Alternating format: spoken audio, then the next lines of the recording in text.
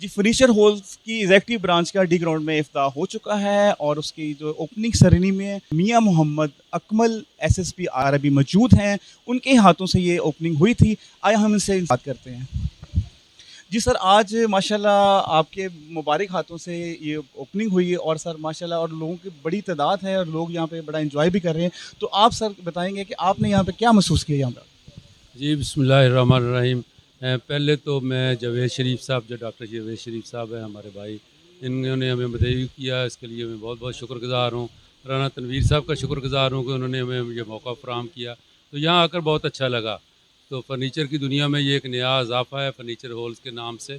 तो इनकी पहले ब्रांच के बारे में सुना था कि लाहौर रोड पे है, लेकिन अब यहाँ पर आकर देखा तो इधर डी ग्राउंड के एरिए में इनका इतना अच्छा सेटअप, इतना अच्छा फ़र्नीचर, काफ़ी कंफर्टेबल फ़र्नीचर है और बड़ा ड्यूरेबल फ़र्नीचर है यहाँ पर, और प्राइसेस बड़ी माकूल हैं।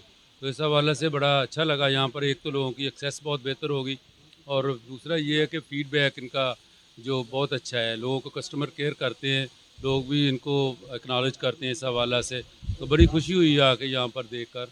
तो मैं मुबारकबाद देता हूँ राना तनवीर साहब को और डॉक्टर जावेद शरीफ साहब को कि इतना अच्छा सेटअप कायम किया और लोगों को यहाँ पर आसानी से एक्सेस हो जाएगी। Thank you. जी, जैसा कि उन्होंने कहा कि ये एक बड़ी अच्छी लोकेशन पे एक फर्नीचर की दुनिया में एक नया नाम है। पहली ब्रांच के बाद जब दूसरी ब्रांच है और उसमें जो फर्नीचर की क्वालिटी है और तमाम रेंज है। अगर आप किसी भी क्लास की रेंज देखते हैं, अपर से लोअर हर रेंज की कैटेगरी यहाँ पे अवेलेबल है और लोग इसको बड़ा एन्जॉय कर रहे हैं। जी।